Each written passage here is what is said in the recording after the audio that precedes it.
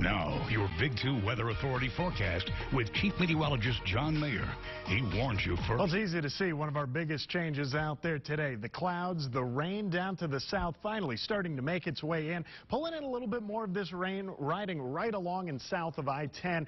That's really the border for all of this right now. Not too much into the basin, not seeing anything along I-20, but at least we are starting to pull a few of these storms in down to the south. So how long before we see this moving into the basin? Well, first of all, how long before we see this start to escalate?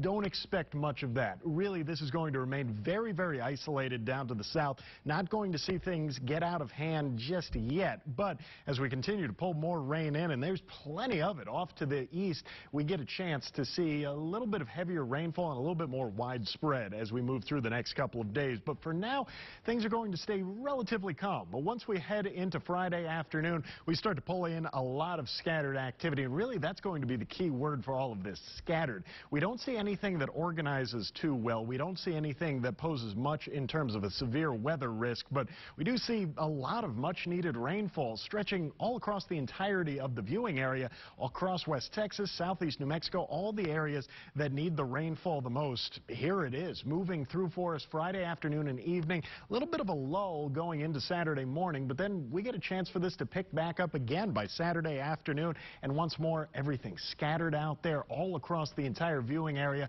Looks like we'll get a good chance for a solid soaking over the next few days and see everything staying just below those severe thresholds. The one threat that does remain, though, with this much rainfall out there, flooding still going to be a concern for us. Anywhere where we see these storms set up and sort of linger around, that'll have a chance to see some flooding, especially into urban areas. But one way or another, it looks like we'll be picking up some pretty good rainfalls. We head towards the weekend. Temperatures, another big change. We're down to the 80s this afternoon. High of 88 degrees. We haven't seen highs down below that 90-degree mark in a long, long time. We've barely seen highs below the 100-degree mark, so that is a massive change for us and well below average for this time of year. And that continues as well as we move through the next couple of days. In fact, you look down to the south where the rain, the clouds set up just a little bit earlier. We're down to the 60s and 70s into Marfa and Alpine. A big-time cool down all across the board. Off to the east, a little bit of a different story. Still holding on to some of that warm air. 96 Dallas, 93 Austin, but starting to see that cooler air creeping in for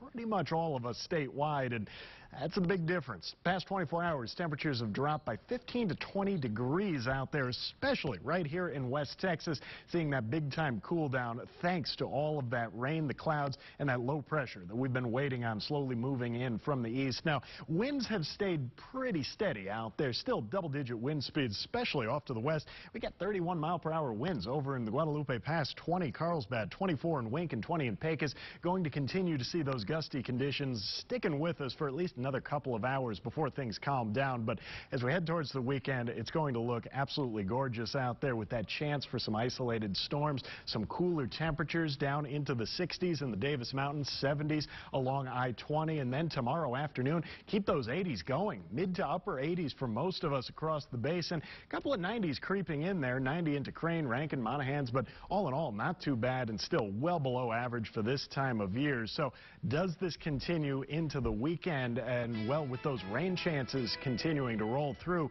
yes, it does. Looking at temperatures staying cooler out there really all the way through the extended forecast, and the best rain chances coming Friday, and then again Saturday and Sunday, still pulling in a few of those scattered storms out there. By next week, we do start to creep into the lower 90s, but it'll take a while before we really start to warm up. By the end of the extended forecast, we're back into the mid-90s, and we finally see a little bit more sunshine out there near the end of the 7-day. But for now, expect a lot of clouds, those rain chances rolling through, and the cooler weather. It might get a little dreary out there, but honestly, that's exactly what we need. It's been so long since we've seen something this widespread, just everybody getting a shot at some rain. Yeah.